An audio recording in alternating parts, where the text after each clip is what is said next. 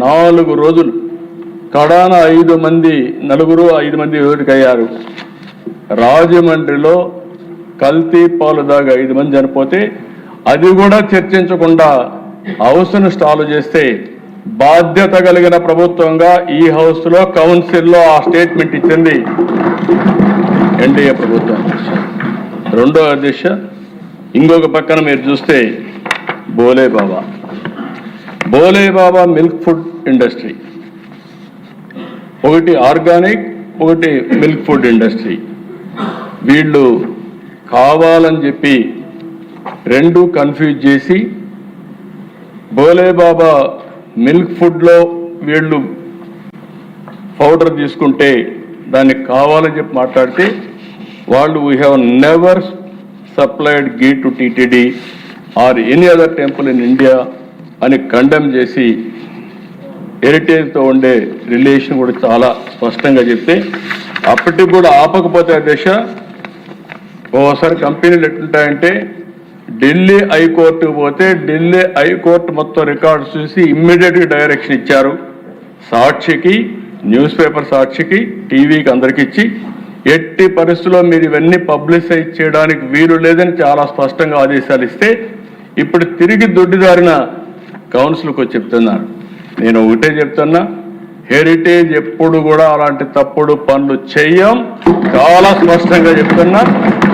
అందులో కూడా దేవుని సమస్య దగ్గర చీటింగ్ చేసే పరిస్థితితో, తప్పులు చేసే పరిస్థితి ఉండదని చెప్పి కూడా నేను మీకు తెలియజేస్తున్నా. మీరు చేసిన తప్పుని తప్పించుకోవడానికి నాటకాలు ఆపండి, పవిత్రతను కాపాడండి, దేవాలయాల జోలికి రావద్దండి, హిందూ మనోభావాల్ని దెబ్బతీయద్దండి. మీరు డిఫరెంట్ ఆలోచనలు ఉండొచ్చు కానీ ఆ ఆలోచనలన్నీ ఇక్కడ జరగవు. ఆ విషయం మీరు గుర్తుపెట్టుకోవాల్సిందిగా మరొకసారి కోరుతున్నా. వాస్తవంగా దిశ నేను మొదటి రోజున మీరు చూసుంటారు, ఆ రోజు రిపోర్ట్ వచ్చినప్పుడు యాక్షన్ తీసుకోవాలనుకున్నాం. యాక్షన్ తీసుకున్న తర్వాత ఒక రోజు నేను గమనే ఉన్నాను. ఉంటే తప్పు చేసిన వాళ్ళు మమ్మల్ని క్షమాపణ చెప్పమనే పరిస్థితికి వచ్చారు. ఈ రోజు కూడా 4 రోజులు కౌన్సిల్లో గొడవ చేశారు. మేము చెప్పకపోతే నీతి నిజాయితీగా దేవుని మీద భయము భక్తి ఉండేవాళ్ళం మేము దోషులుగా నిలబెట్టి వీళ్ళు చేసే తప్పుడు ప్రచారాన్ని ప్రజల్లోకి తీసుకునే పరిస్థితికి వస్తున్నారు. రాష్ట్రం మొత్తం మీరు ఆలోచించుకోవాల్సిన అవసరం ఉంది అధ్యక్ష. మనం కూడా ఇంటింటికి చెప్పాల్సిన అవసరం ఉంది. హిందూ ధర్మాన్ని ఇప్పుడే పవన్ కళ్యాణ్ గారు చాలా ఆవేశంగా మాట్లాడారు. నేను ఆయన ఆవేశంతో ఏకీభవిస్తున్నా.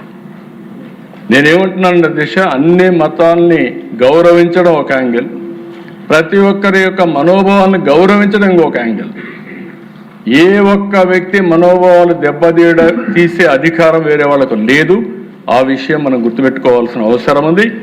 ఒకటే చెప్తున్నా, వెంకటేశ్వర స్వామి భక్తుడిగా చెప్తున్నా, నాకేం నామో ఇది లేదు.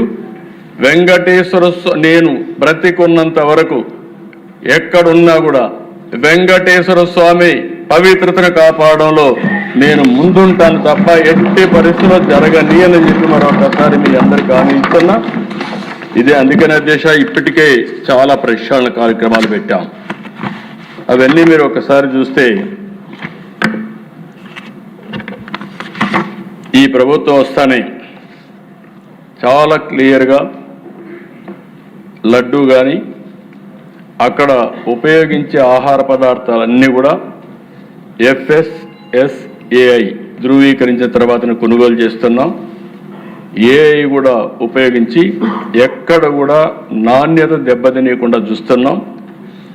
ఇంకొక పక్కన భక్తులకు వడ్డించే అన్నప్రసాదంలో పాత దిట్టం వ్యవస్థను తిరిగి అమల్లోకి తీసుకొస్తున్నాం. అన్నప్రసాదం నాణ్యత రుచిపైన కూడా ప్రజలందరూ భక్తులందరూ చాలా వరకు హ్యాపీగా ఉన్నారు. క్యూ లైన్ సమీపంలో భక్తులకి 24 గంటలు పాలు అందించడం, అదనంగా 23 ఆహారపు కౌంటర్లు పెట్టి ఏర్పాటు చేశాం. PAC 5 వెంకటేశ్వర నిలయం వద్ద ఆధునిక వసతులతో అందుబాటులోకి వంటశాల తీసుకొచ్చాం. భక్తుల వసతి కోసం ఇచ్చే గదులు, కాటేజీలు, దర్శనం స్లాట్ ఆధార కేటాయింపులు తీసుకొచ్చాం. బ్రేక్ దర్శనాల నియంత్రణతో సాధారణ భక్తులకు పెరిగిన సమయం, రిస్క్ మేనేజ్మెంట్ సిస్టమ్ అమలు చేస్తున్నాం. ఆలయాల పునరుద్ధరణ కోసం TCSతో